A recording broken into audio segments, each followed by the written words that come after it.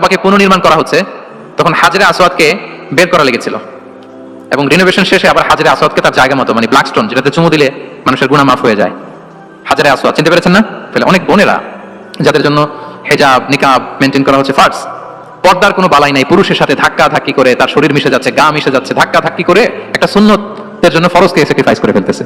মানে ফোকাস ঠিক নাই আর কি, কোথায় যে কোনটা করতে হবে ওইটাই ভুলে গেছে। তো এই হাজরে আসওয়াদ পাথরকে আবার জায়গা মতো রাখতে হবে। এখন কে রাখবে এই নিয়ে মারামারি মক্কায়। বড় বড় চারটা গোত্র বলে, এই গোত্র বলে আমি রাখবো, এই গোত্র বলে আমি রাখবো, আরেক গোত্র বলে রক্তের গঙ্গা বইয়ে দেবো মক্কায়, কিন্তু এই সম্মান অন্যকে নিতে দিব না, কারণ ইটস ভেরি প্রেস্টিজিয়াস ইস্যু যে আমাদের গোত্র এই ব্ল্যাক স্টোন হাজরে আসওয়াদকে নিয়ে জায়গা মতো রেখেছে, এটা কাউকে দিব না। তো সবাই যখন মারমুখী, তখন আল্লাহ রাসূল সাল্লাল্লাহু আলাইহি ওয়াসাল্লাম তিনি সমাধান দিলেন যে মারামারির দরকার নাই, একটা চাদর নিয়ে আসো। নিয়ে আসা হলো, চার গোত্রের চার লিডারকে বললেন চাদরের চার কোনা ধরো। চারজন চার কোনা ধরলো, রাসূল সাল্লাল্লাহু আলাইহি ওয়াসাল্লাম তিনি পাথরটা নিয়ে মাঝখানে রাখলেন। এবার চার নেতাকে বললো আসো, জাতীয় চার নেতা চলে আসো, কাবার সামনে চলে আসলো।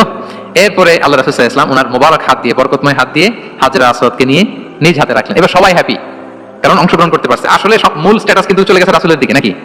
ওরা তো এটা টাচও করতে পারেনি, পারছে? ওরা চাদর ধরেই হ্যাপি, কিন্তু পাথরটা ধরেছিল কে? রাসূল সাল্লাল্লাহু আলাইহি ওয়াসাল্লাম। চাদরে রেখেছিল কে? রাসূল সাল্লাল্লাহু আলাইহি ওয়াসাল্লাম। চাদর থেকে নিয়ে আবার কাবা ঘরে সেট করেছিল কে? রাসূলুল্লাহ সাল্লাল্লাহু আলাইহি ওয়াসাল্লাম। এভাবে উনি কনফ্লিক্ট রিজলভ করতেন থ্রু হিজ উইজডম, ওনার প্রজ্ঞার মধ্য দিয়ে। আমরা যদি তায়েফের ঘটনা দেখি, রক্তাক্ত হয়েছেন, পাহাড় রক্ষী ফেরেশতারা এসে বলেছে রাসূলুল্লাহ জাস্ট অর্ডার করেন, আমরা কোলাপস করব এমন ভাবে the entire Taif city will be collapsed, একেবারে স্ম্যাশ করে দিব, পাউডার হয়ে যাবে। রাসূল সাল্লাল্লাহু আলাইহি ওয়াসাল্লাম বললেন না, ওদেরকে ধ্বংস করে দিও না, ওদেরকে ধ্বংস করলে লা ইলাহা পড়বে কে? সুবহানাল্লাহ। কি উইজডম ড্রিভেন ছিলেন উনি। উনি বলেন যে আমি আশা করি, প্রত্যাশা রাখি, দোয়া করি যে ওরা আমাকে প্রত্যাখ্যান করেছে, কিন্তু ওদের যে নেক্সট জেনারেশন, ওরা সাক্ষী দিবে আশহাদু আল্লা ইলাহা ইল্লাল্লাহ ওয়া আশহাদু আন্না মুহাম্মাদার রাসূলুল্লাহ। এবং তাই হয়েছে। এখন তায়েফে যান, চারদিক থেকে আল্লাহু আকবার ধ্বনিতে মুখরিত তায়েফ, এবং এত চমৎকার শহর, এটা একটা টুরিস্ট ডেস্টিনেশন হয়ে গেছে। সৌদি আরবিয়াতে যারা যায়, তায়েফ না গেলে লোকদের ভালো লাগে না। ঠান্ডা, সবুজ শ্যামল, রেইনফল হয়, ফলমূল পাওয়া যায়।